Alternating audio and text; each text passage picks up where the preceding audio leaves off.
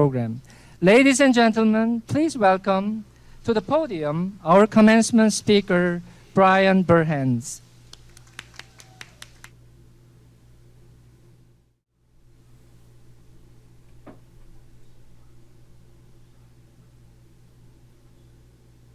You're going to be a Penn State graduate, you're going to be tough. I cannot begin to express how honored I am to be here today. Thank you, Chancellor, JR, faculty, and staff for the opportunity to address these amazing graduates. First, graduates, congratulations. You worked hard to get to this point in your life. You earned it. And to the parents, what a proud day. I watched my son graduate college just a few years ago. I know how you feel. And some of you will cry. I know I did.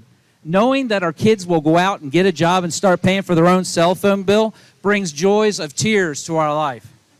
Graduates, you may not have known that about the cell phone bill. 35 years ago, I was sitting in your seat. Since that day, I've absolutely learned an appreciation for the education and the opportunities that Penn State DuBois has provided me.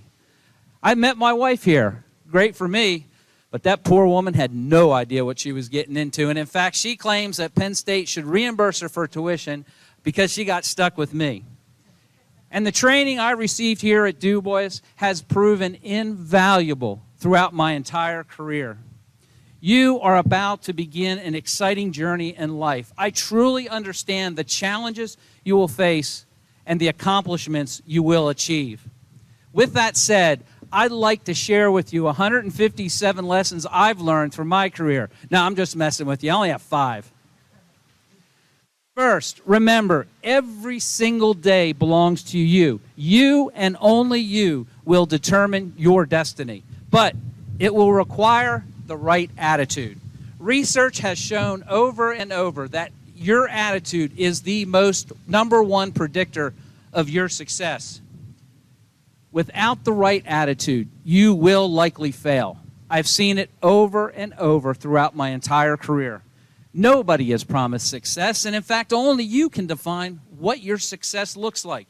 And nobody, and I mean nobody, achieves success without a positive attitude and the support of others. Wake up every day with the attitude that today I will grow more than I did the day before. And seek humility to understand that we can't achieve our true potential without the support of others, whether that support is advice, mentorship, or just a simple helping hand. And this help can come from so many places: family, individuals we work with, our supervisors, and even the people that you supervise. Rather, on the shoulders and with the support of so many amazing staff and board members. Legendary University of Alabama coach Bear Bryant used to tell his freshmen when they showed up the first day of practice to go home, call your parents, and thank them. And I lost my southern accent about 8 years ago when I moved back to Pennsylvania, but in his words, because fellas, you didn't get here all on your own. With that, graduates, let's hear a loud round of applause for your family and loved ones who helped get you to this point today.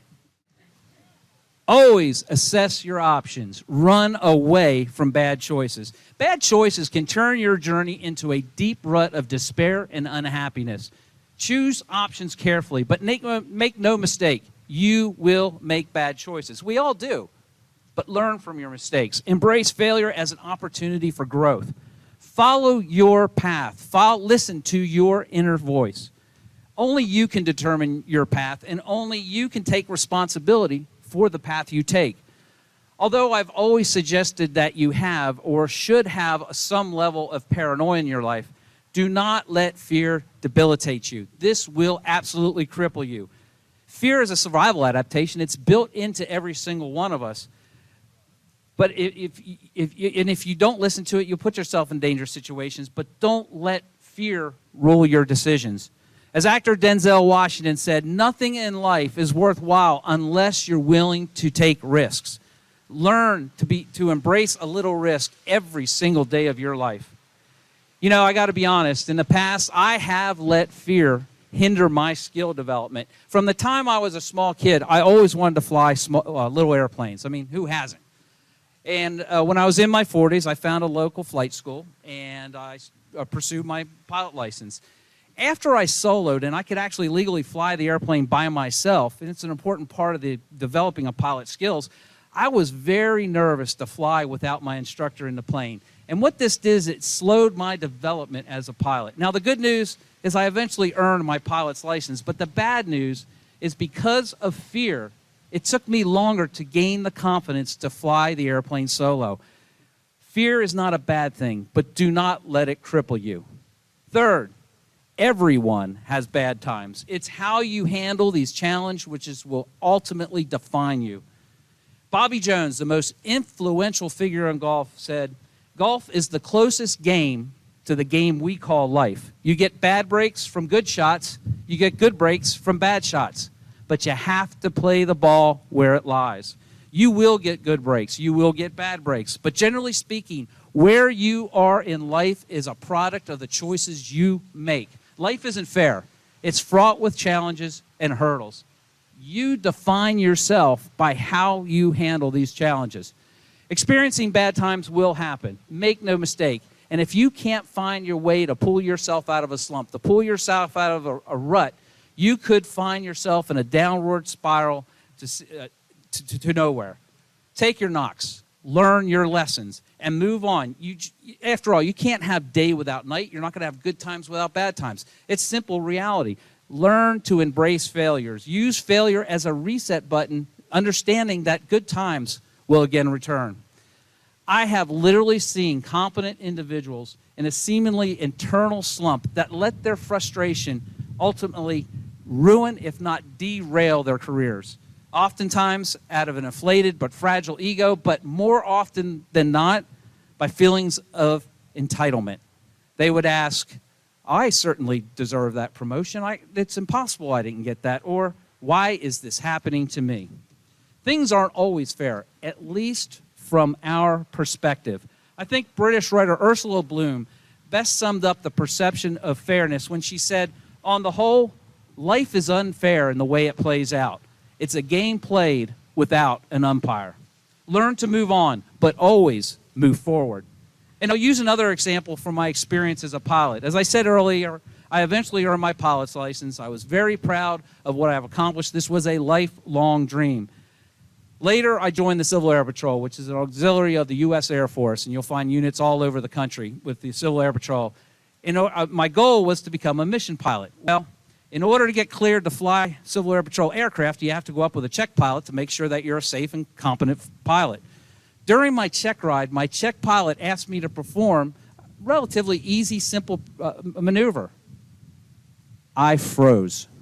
I was so used to my previous instructor prompting me through the different steps of the maneuver, I was not prepared to perform the maneuver without any coaching to go along. It's not that I couldn't perform the maneuver. It's just that I had not memorized the different steps that it takes to do the maneuver. Altitude, RPMs, mixture, carb heat, airspeed, flap setting, pitch.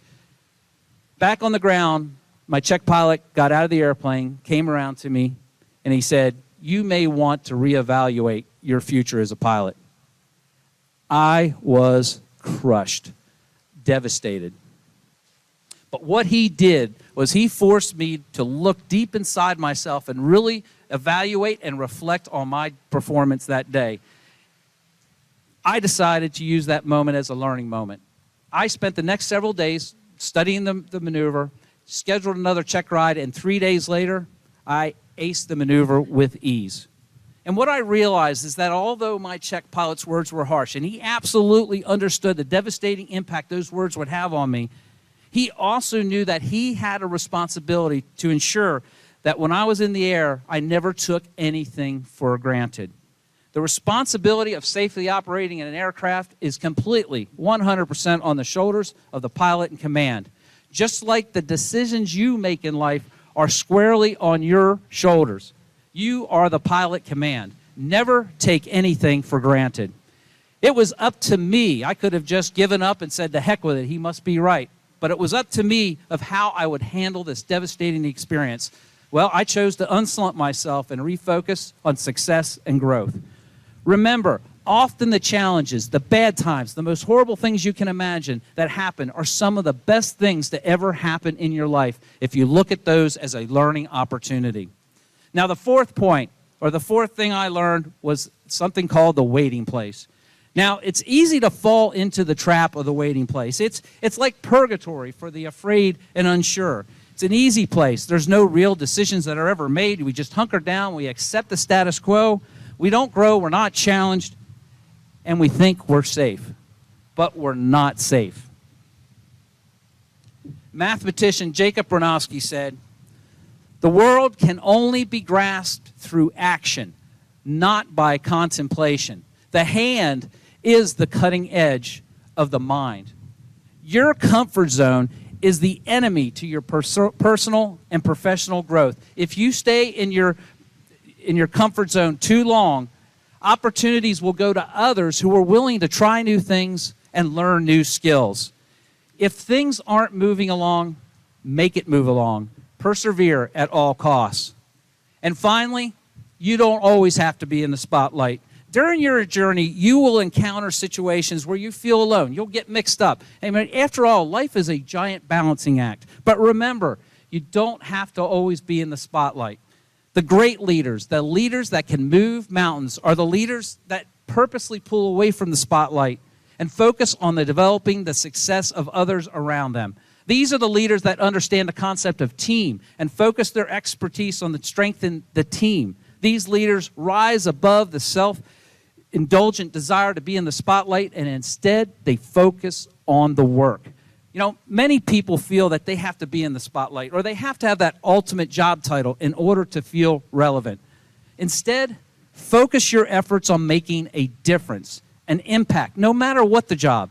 Whatever you do, even if it's not your dream job, do the best job possible. Work with purpose. No job is below you because it's the impact of your work that matters.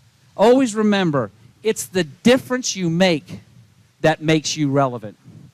I am so humbled to be able to speak with you today in this beautiful May day with the sun shining and it's warm, and to share in this wonderful celebration, a celebration of your achievements. Always remember, no matter the bad times you'll have in life, and you always will, one thing, and this is actually something that stuck in my mind because I've had just as many bang-ups as anybody else. Nobody can take that Penn State diploma from you because you earned it. It's yours.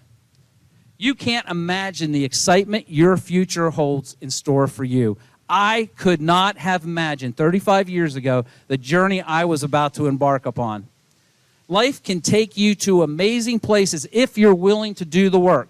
I look back on the experiences that I've had, and I've learned I have a lot to be thankful for. Yes, I worked hard.